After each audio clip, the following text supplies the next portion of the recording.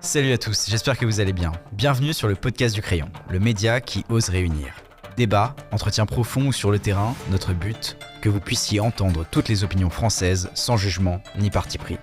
Tous les jeudis, retrouvez nos émissions en version podcast. Alors installez-vous confortablement, bonne émission. Son fils a été assassiné en 2012 par Mohamed Merah lors d'un attentat terroriste. Je me suis trouvée dans ce quartier du Zizar et j'ai tombé sur un groupe de jeunes. Il m'a dit, vous savez pas madame, Mohamed Merah c'est un martyr, c'est un héros de l'islam, il a mis la France à genoux. Vous regardez pas la télé, vous lisez pas les journaux. Et je les regardais, j'ai dit mon Dieu, ils me l'ont tué 2 fois. Depuis, elle milite auprès des jeunes pour lutter contre la radicalisation, le racisme ou encore le communautarisme. Je m'appelle Latifa Ibn Zieten, j'ai fondation présidente de l'association Aïmad pour la jeunesse et la paix. Mes origines, je suis marocaine, de confession musulmane et je suis française. Je suis entrée en France depuis 1977, voilà que je vis en France et j'ai fondé une famille, j'ai 5 enfants et je œuvre aujourd'hui pour la paix et le vivre ensemble. J'espère que cette vidéo vous plaira. Si c'est le cas, pensez à mettre un j'aime, mettre un commentaire et à vous abonner en activant la petite cloche, c'est super important pour nous soutenir. Si vous appréciez notre travail, sachez que toutes nos émissions sont disponibles en version audio sur les plateformes de podcast. On vient aussi de lancer une newsletter qui est disponible tous les vendredis dans laquelle on revient sur le débat de la semaine. Cette newsletter est complètement gratuite et elle vous aide à vous forger une opinion sur ce qui s'est passé dans la semaine. Vous pouvez retrouver tous les liens en description. Bonne vidéo. On a oublié mon fils. Oui, J'ai transformé mon chagrin en combat. oui, Les jeunes se sentent perdus aujourd'hui. oui, Depuis l'assassinat de mon fils, rien n'a changé. non, En France, il y a des amalgames autour de l'islam. oui, Parler de religion, c'est tabou. oui, Les quartiers populaires sont laissés à l'abandon. oui, Les émeutes ne servent à rien. non, Le communautarisme est un danger imminent. oui, L'État français est encore laïque. oui, Certains parents ont baissé les bras. oui, La religion appartient à la sphère privée. oui, L'école intègre tout le monde de la même manière. oui, On connaît mal la réalité de la vie dans les cités. oui, La violence peut être utile. non, La menace terroriste a évolué depuis 2012. non, L'apaisement est possible. oui. Quand vous vous êtes présenté tout à l'heure, vous avez donné votre origine, votre confession. Aujourd'hui, c'est important en France de se présenter, d'expliquer d'où on vient, quelle est sa confession. Je me suis toujours présentée parce que je suis fière de mes origines. Ils sont là, ça se voit. Je ne peux pas les oublier, c'est mon histoire, mon nostalgie à moi. Ma foi, c'est normal que je présente aussi ma foi parce que je suis musulmane et je suis française, de montrer aussi à toutes les personnes qu'on peut vivre avec les trois, être à l'aise et d'être bien dans sa peau. C'est pour ça que je me présente, c'est pas pour me présenter parce que je voudrais montrer les gens qui je suis, non. C'est tout simplement dire, voilà, je vis avec les trois et je vis très bien. Et vous pensez qu'il y a des gens aujourd'hui qui pensent que c'est pas possible? Il y a certaines personnes, c'est compliqué. Vous l'avez ressenti, vous? Je l'ai senti, il y a des gens qui changent leur nom de famille. Je trouve pas changer mon nom et mon nom de famille pour...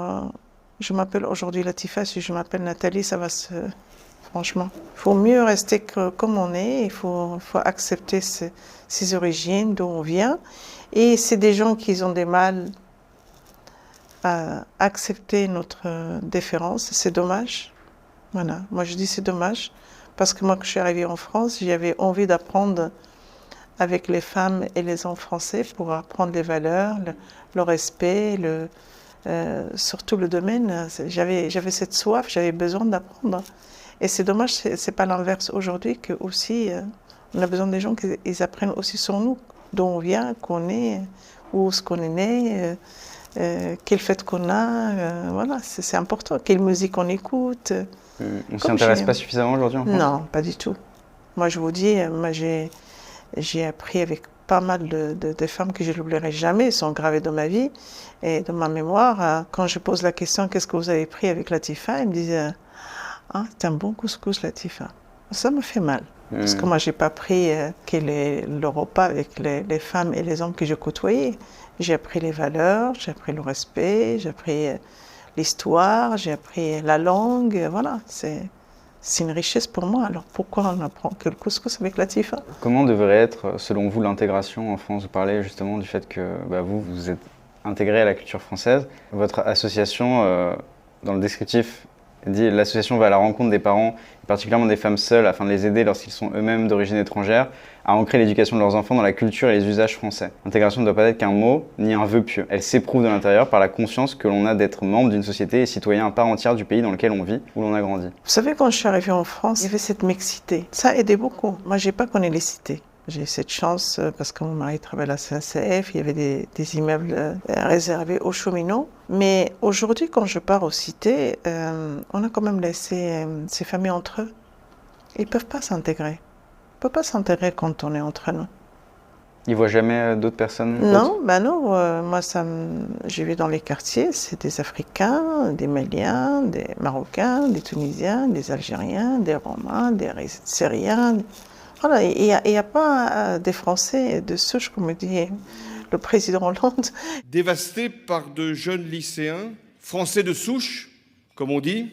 Quand je suis arrivée en France, il y avait des Italiens, il y avait des Portugais, il y avait des Espagnols, il y avait des Français, il y avait des Marocains. Il y avait un peu de tout. C'est ça, s'intégrer plus facilement, d'aller vers les autres. Moi, je voulais aller vers les Français, d'apprendre que d'aller avec une Marocaine.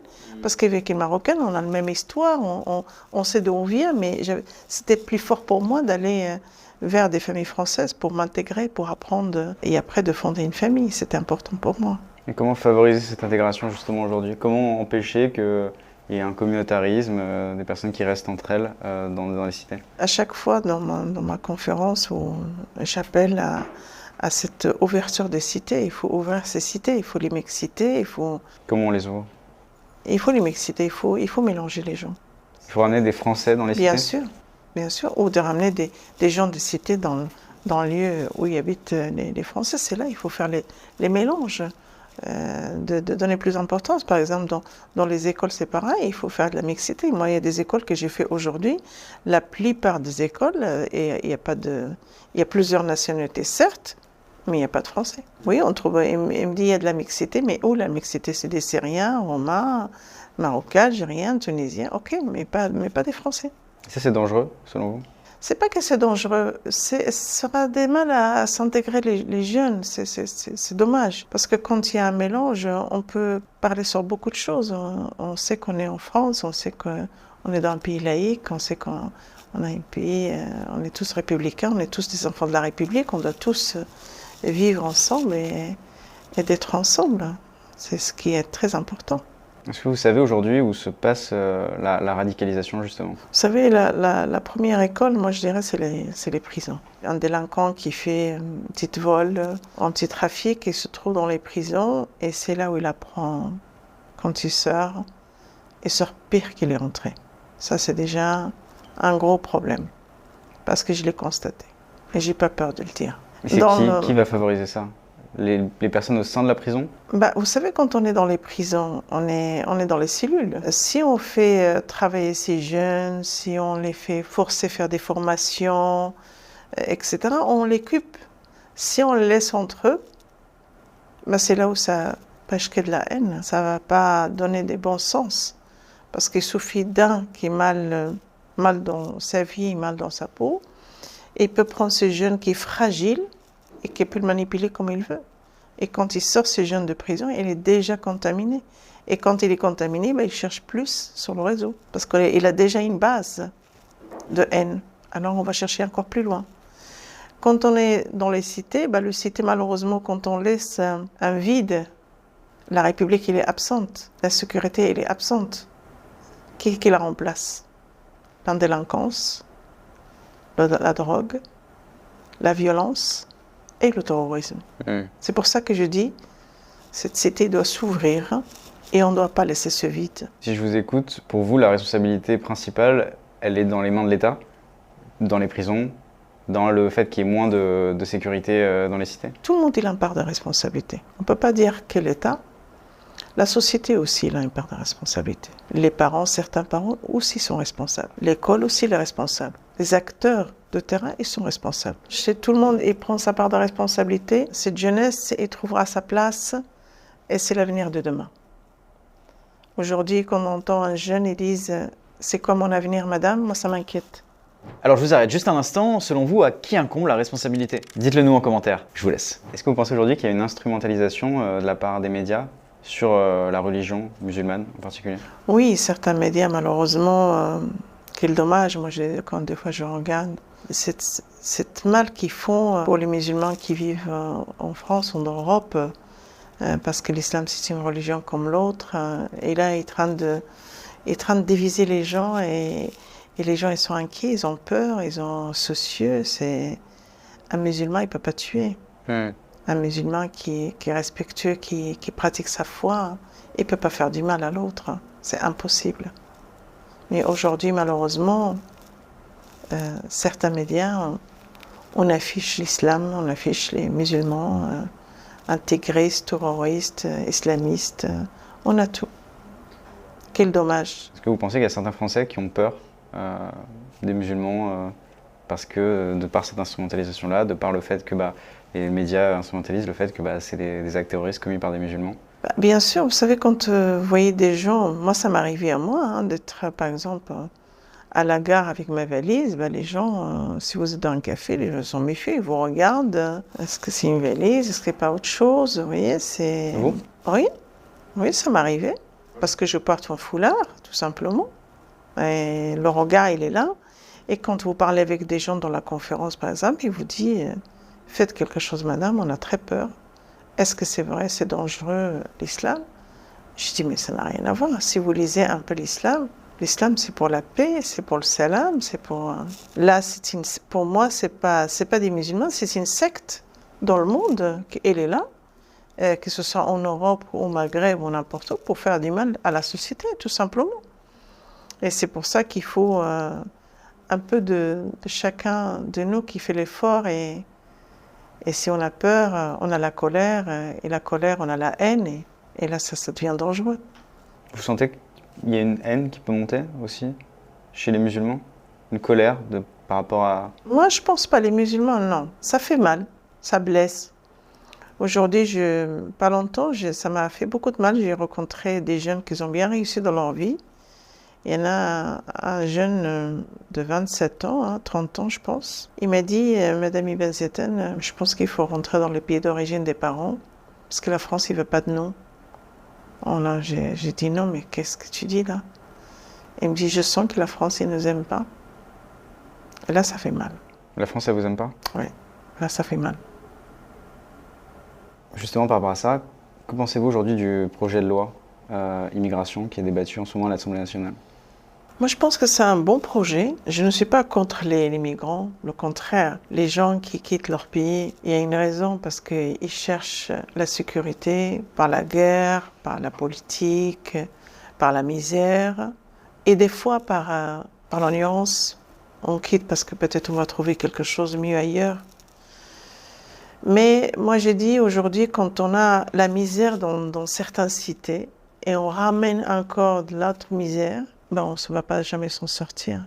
C'est pour ça qu'il faut faire quelque chose. Quand on est dans une cité qu'on vit très mal, et on ramène encore des migrants pour faire encore plus mal, alors eux, ils souffrent et nous aussi. Je trouve que c'est une démarche qui est bien. Si les gens ils comprennent, c'est dur que je viens de dire, c'est très dur, mais la réalité, elle est là parce que je suis sur le terrain. Je ne suis pas là pour défendre le ministre ou défendre la politique, non, pas du tout. Mais je défends la réalité, ce que je vois. Si aujourd'hui nos enfants, s'ils n'y arrivent pas, comment ils vont arriver, les migrants? Il faut déjà s'occuper des personnes qui sont peut-être mal intégrées aujourd'hui. Mal intégrées déjà là, des gens qui sont dans les foyers, qui sont abandonnés, des enfants qui vont sortir des prisons, des enfants qui sont dans les écoles, tous cet âge-là, qui vont être sur le terrain. Qu'est-ce qu'on va donner à toute cette jeunesse?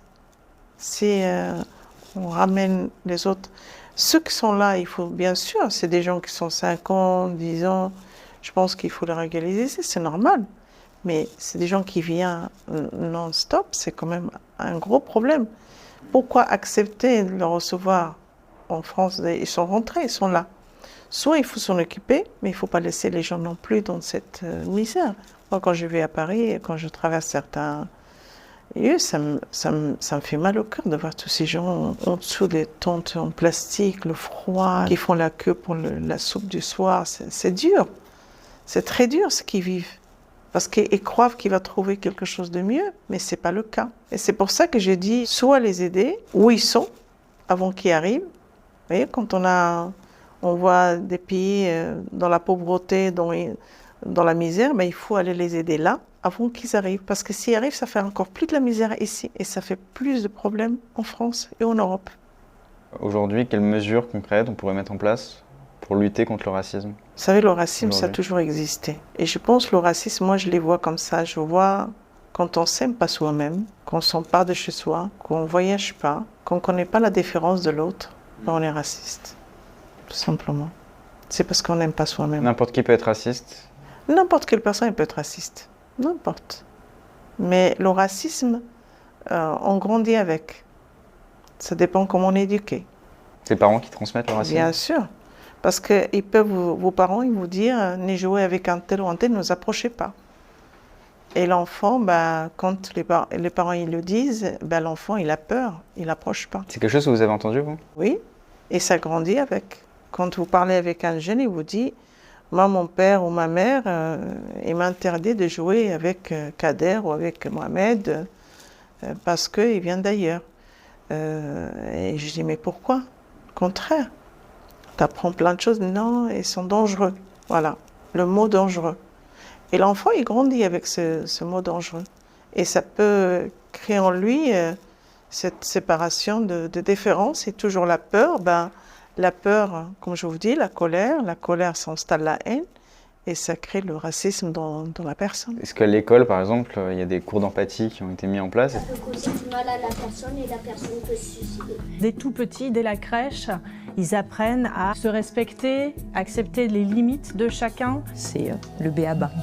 J'espère que ça va changer. Est-ce que ces cours-là, ça va concrètement aider à lutter contre le racisme? Non, au contraire. Moi, je suis très ouverte.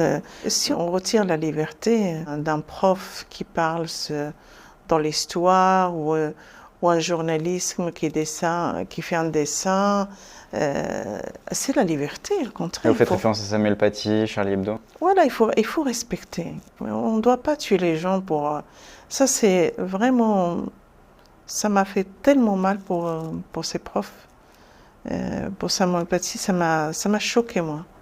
Parce que dans notre foi, dans notre religion, déjà dans l'islam, le prophète, il a dit, l'enseignant, il peut être prof, il peut être prophète. Vous voyez, la place où il avait l'enseignant, il peut être un prophète, parce qu'il enseigne, il apprend le savoir. Alors, comment on peut tuer un prof? C'est grave. Pourquoi on a l'impression que ça, ce que vous dites là, on l'entend peu ou pas? Que les jeunes, très certainement des jeunes musulmans, n'ont pas reçu cet enseignement là aussi. C'est pour ça que je vous dis, ça manque à certains parents l'éducation, parce qu'eux, ils ne l'ont pas reçu et ils ne peuvent pas transmettre à leurs enfants. N'oublie pas, il y a des mères qui vivent seules aujourd'hui en France, beaucoup de mamans qui sont seules avec leurs enfants. Il y a des mères qui travaillent trop tôt le matin et travaillent tard le soir. C'est qu'il faut les enfants et grandir seuls. Chez eux. Il n'y a pas de cadre, il n'y a pas de dialogue, il n'y a pas d'échange, il n'y a pas des choses qu'on peut apprendre avec nos parents. Et ce qui manque? Alors, ce qui manque à la maison, si on montre à l'école, on est choqué. Tout de suite, le choc. C'est comme cette école qu'ils ont montré des tableaux, mais je ne vois pas où il y a le choc de voir un tableau avec des femmes toutes nues. Je ne vois pas où il y a le choc. C'est un tableau, il faut regarder, ça s'arrête là. Soit 10 ans, ou 9 ans, ou 14 ans, ça ne change rien. On est dans une culture française, on est dans un pays laïque, on apprend des choses. Même quand on va à l'étranger, il y a plein de choses qu'on voit et on dit « Ah, ça existe ça », mais oui. Est-ce qu'il y a un choc des cultures justement par rapport à ça? Vous savez, je suis partie une fois, ça fait un petit moment, dans une ville à l'étranger, musulman, que je ne vais pas citer le nom, et j'avais trouvé un gros géant sapin de Noël, mais géant, décoré et tout ça. Et je dis, waouh, voilà l'ouverture. Pourquoi pas ça, on n'a pas en France? Parce que moi, j'ai toujours fêté les fêtes de Noël avec mes enfants. C'est une fête comme toute fête. C'est la fête de Noël, ça réunit la famille, le partage, la joie, les cadeaux, les lumières de cette sapin, c'est le bonheur. Et je ne vois pas où il y a le mal. Et aujourd'hui, quand vous posez la question à l'enfant, il te dit, mes parents, ils ne veulent pas, il dit, c'est pas notre fête. Et quel dommage, Parce que leurs enfants, ils vont à l'école avec des autres enfants. Moi, je préfère qu'un enfant qui pose la question « Est-ce que le Père Noël est passé ?» Il va dire « Mes parents, ils ne le font pas. » Oui, j'ai le Père Noël qui est passé, j'ai... C'est partie de la culture française et certains le rejettent. C'est ça les valeurs. Quand on vit dans un pays européen, on vit avec nos valeurs et la valeur de pays, on vit. Et on vit avec les deux. Moi, j'ai transmis à mes enfants les deux. Et où doit se situer la limite, selon vous, dans la laïcité dans le rapport, typiquement un exemple récemment pour la fête de Hanouka, le président Emmanuel Macron a allumé des bougies à l'Élysée. Emmanuel Macron est au cœur d'une polémique après cette vidéo où on voit le grand rabbin de France, Haïm Korsia, allumer une bougie pour la fête juive Hanouka en présence du président. Et la polémique, c'est que la scène se passe au sein de l'Élysée, dans la salle des fêtes. Ça a eu lieu jeudi soir à l'occasion de la remise d'un prix au président pour la lutte contre l'antisémitisme. Il y a eu beaucoup de débats aussi par rapport à la religion musulmane, le port du voile, l'abaya à la rentrée qui était assimilée comme étant un vêtement religieux. Où est-ce que doit être la limite selon vous? Est-ce qu'on doit fixer des règles? Ça fait la polémique, ça fait beaucoup.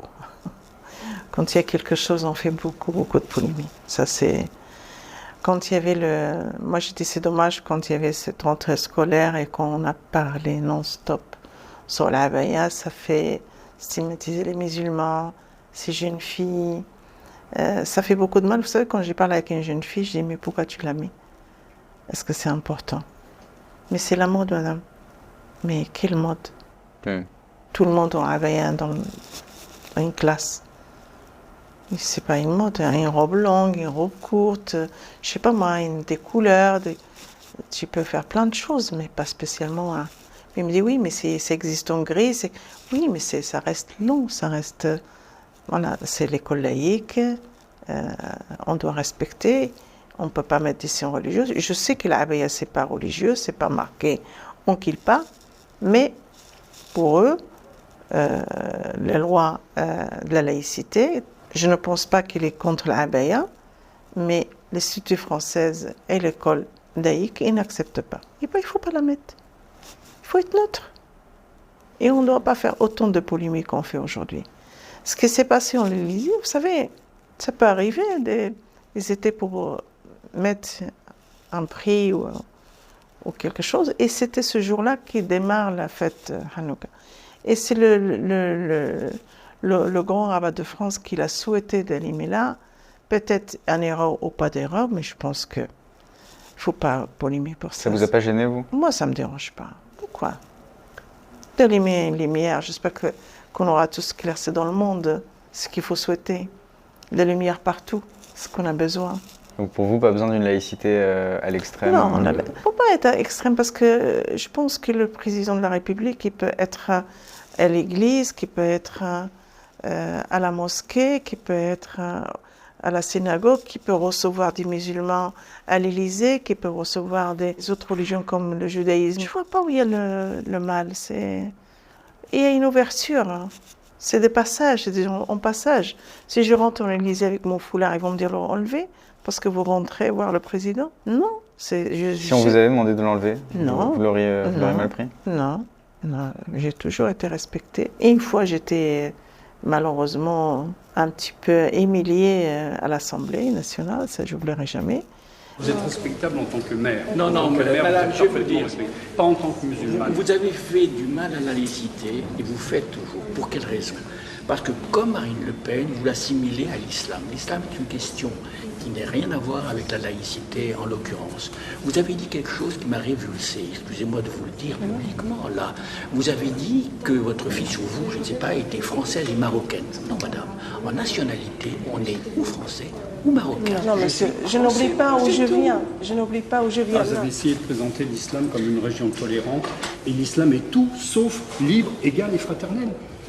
Mais madame, le statut de la femme, la discrimination au niveau de la liberté. Je suis libre, monsieur. Ils m'ont dit, vous êtes une mère, mais on ne considère pas que c'est une femme. Vous retirez ce chiffon de votre tête.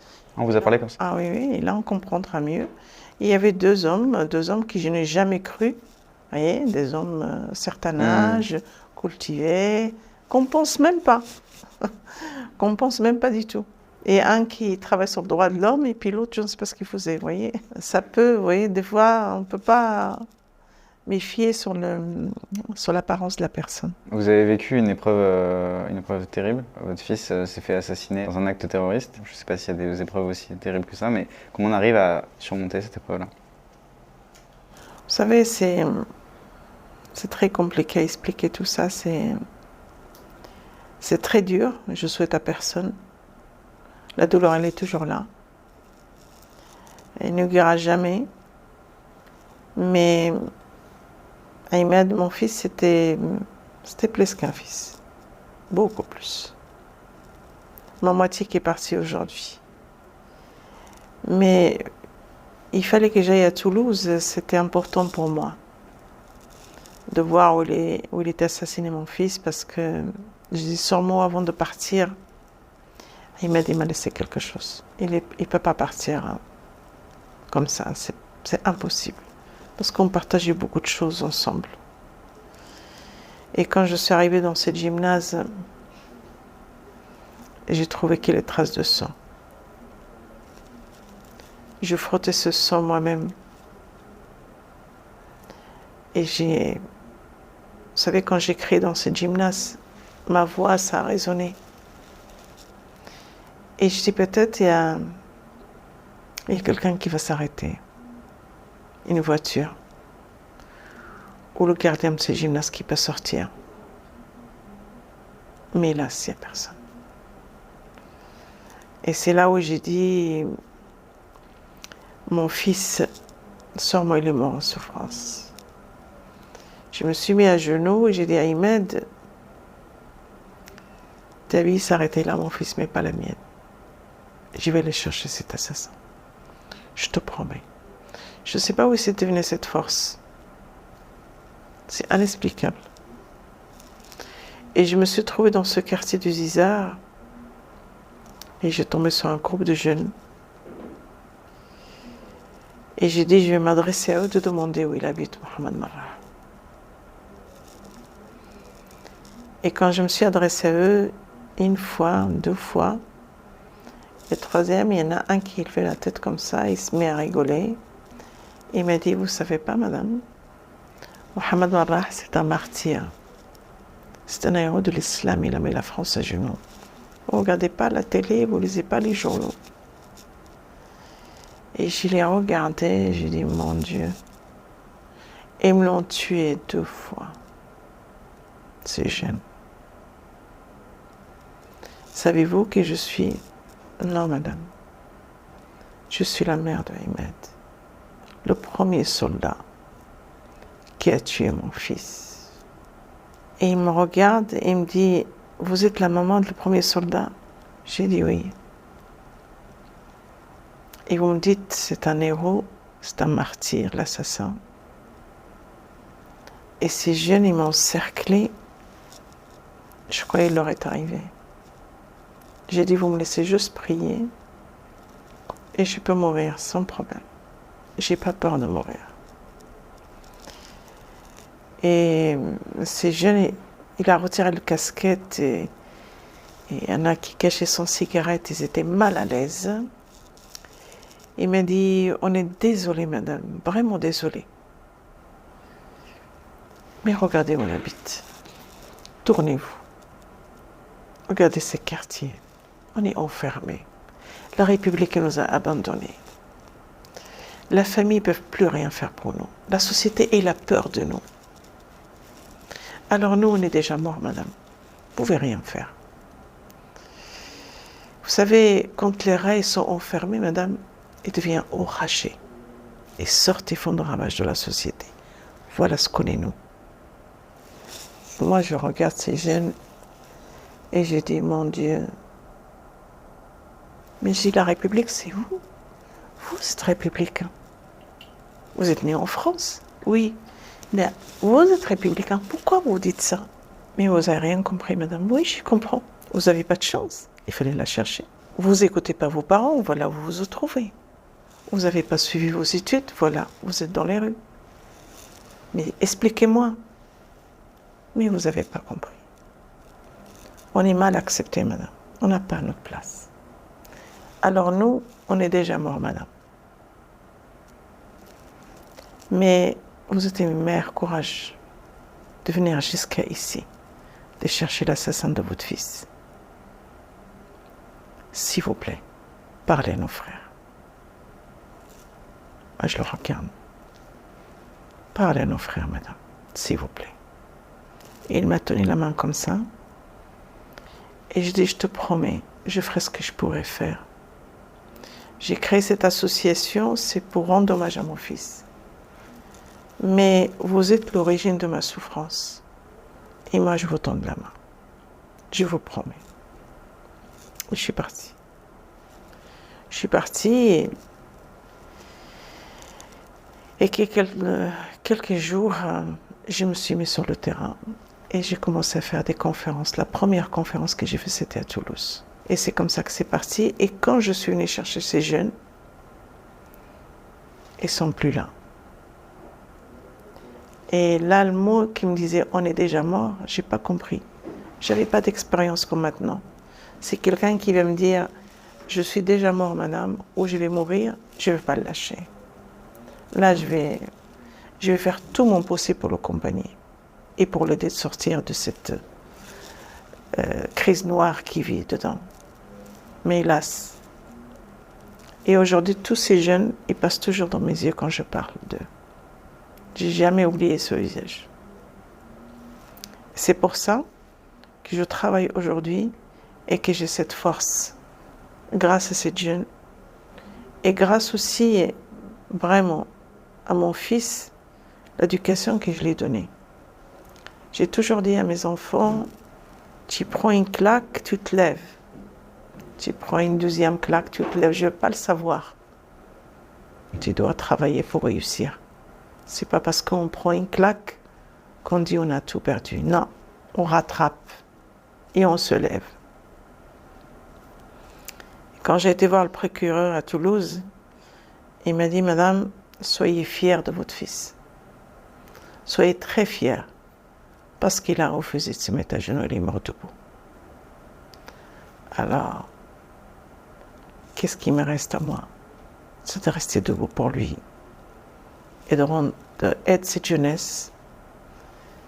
Et la souffrance, elle est là. Et je dois continuer. Est-ce que vous avez un souhait pour l'avenir, justement, quelque chose un message à faire passer aux jeunes? À chaque fois, je dis aux jeunes, baissez pas les bras, démarrez votre moteur. Il faut le démarrer. Vous savez, le moteur, il est là. Si on le démarre, on réussit. Si on ne le démarre pas soi-même, il n'y aura personne qui démarre à votre place. Alors, il faut démarrer son moteur. C'est très important. Parce que toute cette jeunesse, c'est l'avenir. Le monde, il est beau et on doit laisser encore plus beau pour eux. C'est important. Moi, mon souhait, c'est si je pourrais bouger les montagnes pour aider cette jeunesse, je le ferais.